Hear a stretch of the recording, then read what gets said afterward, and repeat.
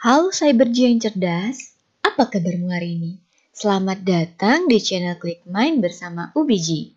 Cyberj, apakah seseorang mengatakan kamu seorang yang ansos hanya karena kamu selalu menghindar untuk terlibat dalam interaksi sosial? Atau kamu memberi label ansos kepada temanmu yang suka menyendiri? Antisosial dan asosial sering salah dipergunakan untuk mendeskripsikan seseorang yang tidak tertarik untuk melakukan interaksi sosial. Padahal, kedua kata tersebut memiliki makna yang berbeda. Nah, di video kali ini, UBG akan menjelaskan perbedaan antisosial dan asosial, dan juga ciri-ciri individu dengan kepribadian antisosial. Untuk kamu yang baru saja bergabung di channel ini, jangan lupa klik tombol subscribe agar kamu tidak ketinggalan info-info menarik seputar psikologi dan juga kesehatan. Tanpa berlama-lama, yuk langsung saja kita bahas. Cyberj, awalan dari kata anti pada kata anti-sosial berarti oppose dan against, yang berarti menolak atau melawan. Sedangkan kata awalan E pada asosial berarti tidak ada atau kurangnya. Sederhananya, antisosial mengacu pada sesuatu yang menolak atau melawan aturan lingkungan sosial. Sedangkan asosial mengacu pada seseorang yang kurang bergaul di lingkungan sosial. Gangguan kepribadian antisosial terkadang juga disebut dengan sosiopat, yang berarti kondisi mental di mana seseorang secara konsisten tidak memperhatikan hal-hal yang benar dan salah, serta tidak menghormati hak dan perasaan orang lain. Individu ansos ini cenderung menentang, memanipulasi, atau memperlakukan orang lain dengan kasar dan tidak berperasaan. Mereka juga tidak menunjukkan rasa bersalah ataupun penyesalan atas tindakan yang mereka lakukan tersebut. Untuk didiagnosis dengan gangguan kepribadian ansos, seseorang harus berusia minimal 18 tahun dan harus memiliki sejarah adanya gejala conduct disorder atau kenakalan, seperti menunjukkan tindakan agresif pada manusia ataupun hewan, merusak properti milik orang lain, adanya tindakan penipuan atau pencurian, serta menunjukkan adanya pelanggaran serius terhadap norma sosial maupun hukum yang berlaku. Dari gejala tersebut harus muncul sebelum usia 15 tahun. Cyberj, gangguan kepribadian ansos dapat disimpulkan sebagai pola perilaku yang tidak menghormati hak orang lain, serta melakukan pelanggaran terhadap hak orang lain yang terjadi sejak usia 15 tahun, seperti ditunjukkan oleh 3 atau lebih dari ciri-ciri berikut. 1, yaitu kegagalan untuk menyesuaikan diri dengan norma sosial dengan cara mematuhi atau bertindak sesuai dengan aturan hukum yang berlaku. Hal ini dapat terindikasi dari adanya perilaku berulang yang membuatnya berurusan dengan hukum. Ini dapat dilihat dari seseorang yang selalu tampak bermasalah dengan hukum sejak usia dini. Individu ini mungkin memiliki sejarah masalah pelanggaran seperti merusak dan mencoret-coret gedung bangunan, melakukan pencurian, atau tindakan apapun yang bersifat ilegal dan melanggar aturan hukum. Individu ini bisa jadi memiliki catatan kriminal di usia dini atau tidak memiliki sama sekali karena ia tidak pernah tertangkap. Yang kedua yaitu penipuan yang ditunjukkan dengan kebohongan yang dilakukan berulang-ulang, menggunakan identitas palsu dan menipu orang lain untuk keuntungan atau kesenangan pribadi. Individu dengan gangguan kepribadian ansos melakukan kebohongan untuk mendapatkan keuntungan pribadi atau juga untuk menghindar dari hukuman atas tindakan yang dilakukannya.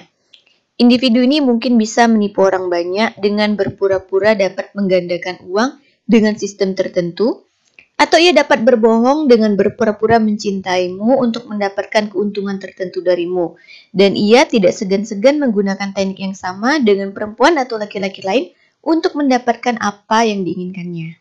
Yang ketiga yaitu adanya pola impulsivitas dan kegagalan dalam membentuk perencanaan ke depan. Orang dengan gangguan ini akan membuat keputusan serba mendadak, bertindak tanpa berpikir serta tidak mempertimbangkan konsekuensi resiko yang akan ia atau orang lain peroleh. Ciri utama dari pola impulsivitas individu dengan gangguan kepribadian ansos ini yaitu keputusan yang diambilnya biasanya merugikan orang lain. Contohnya, Individu ini mungkin sudah sepakat bersama tim kerjanya untuk memulai bisnis startup bersama. Namun tiba-tiba ia seperti berubah pikiran dan memutuskan untuk bekerja sama dengan orang lain, sehingga tim lamanya merasa dirugikan atas keputusannya. Yang keempat yaitu mudah marah dan bertindak agresi yang ditandai dengan perkelahian atau penyerangan secara fisik maupun verbal secara berulang-ulang. Individu ini mungkin terlihat mudah marah dan sering berkelahi. Ia mungkin berkelahi di jalan dengan pengemudi kendaraan lain, memukul pasangan atau anaknya, atau ia bisa berkelahi dan mengeluarkan kata-kata yang tidak pantas saat seseorang menegurnya karena ia memotong antrian. Individu ini tidak akan merasa bersalah jika sudah menyakiti orang lain, baik secara verbal maupun fisik. Karena pada individu dengan kepribadian ansos ini, ia merasa bahwa orang tersebut pantas mendapatkan tindakan agresi tersebut darinya. Yang kelima yaitu sembrono dan mengabaikan keselamatan untuk diri sendiri dan orang lain. Contohnya yaitu individu ini ngebut di jalan saat akan pergi dinner dengan pacarnya. Baik ia dan pacarnya tidak menggunakan pelindung kepala, atau ia mengendarai kendaraannya berlawanan di jalur runway sehingga dapat membahayakan pengendara kendaraan lain. Apapun tindakan yang dilakukannya dapat memberi risiko bukan hanya pada dirinya sendiri, tapi juga buat orang lain. Yang keenam yaitu tidak memiliki tanggung jawab secara konsisten. Dan ini ditunjukkan dengan sulit memenuhi kewajiban kerja atau tidak memenuhi kewajiban tanggung jawab finansial. Individu ansos ini lama menganggur karena tidak ingin melakukan pekerjaan yang tidak sesuai minatnya. Ia mungkin memiliki banyak tunggakan di mana-mana, namun ia tetap tidak peduli dan menggantungkan hidupnya pada pasangannya. Sedangkan ia sendiri memiliki kewajiban untuk memenuhi kebutuhan anaknya. Yang ketujuh yaitu kurang memiliki rasa menyesal atas tindakan yang dilakukannya. Hal ini biasanya ditunjukkan dengan perilaku acuh tak acuh atau membenarkan tindakannya menyakiti, menganiaya, dan mencuri dari orang lain.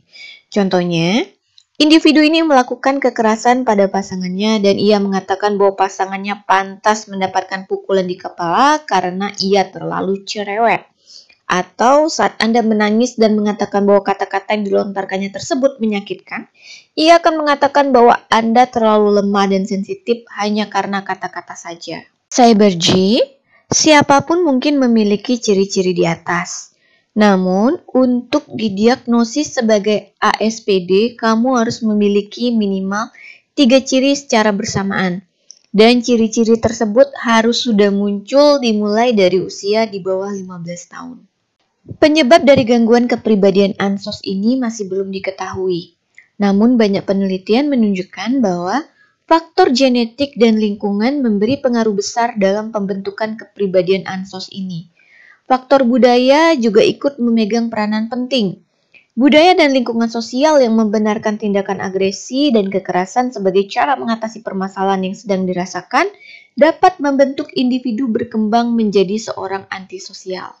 Secara umum, individu dengan gangguan kepribadian ansos ini tidak berusaha menunjukkan dirinya adalah orang yang jahat. Namun, individu ansos ini menunjukkan bahwa dirinya seorang antagonis atau suka menentang, sebagai cara mengeksternalisasikan emosi negatif yang dirasakannya kepada orang lain. Individu ini bereaksi kuat terhadap hal-hal yang memicu harga dirinya, seperti ditolak, dikecilkan, atau tidak dihargai serta dipermalukan. Seseorang dengan kepribadian ansos ini merespon stres yang dirasakannya dengan tindakan agresif dan kekerasan sebagai cara efektif untuk menangani emosi yang dirasakannya walaupun ia tahu ia akan mendapat konsekuensi atas tindakannya. Contohnya, seseorang dengan gangguan kepribadian ansos ini mungkin akan mengajak seseorang di jalan bertengkar hanya karena orang tersebut selalu memberi klakson saat ia berkendaraan. Atau individu dengan gangguan ansos ini berusaha mengancam rekan kerjanya menggunakan pisau karena rekan kerjanya memberi kritik negatif atas proyek yang sedang dikerjakannya. Cyber G, kita sudah bersama-sama menonton video mengenai gangguan kepribadian antisosial. Video-video UBG mengenai kesehatan mental ini hanya bertujuan untuk menambah pengetahuan Cyber G, bukan untuk melakukan self-diagnosis. Sekali lagi, UBG tegaskan, gangguan mental bukanlah ilmu cocologi. Karena untuk menegakkan diagnosis memerlukan alat tes dan juga analisa yang tajam dalam beberapa sesi konseling. Dan mohon untuk tidak melakukan praktek ilmu cocologi kepada orang lain karena dapat berakibat fatal buat orang tersebut. Nah, Cyberji, jika Cyberji merasa video ini bermanfaat, silakan share video ini ke teman-teman yang lain agar mereka dapat merasakan manfaat yang sama dari video ini. UBG akhiri dulu video ini, sampai jumpa di video lain dan semoga bermanfaat.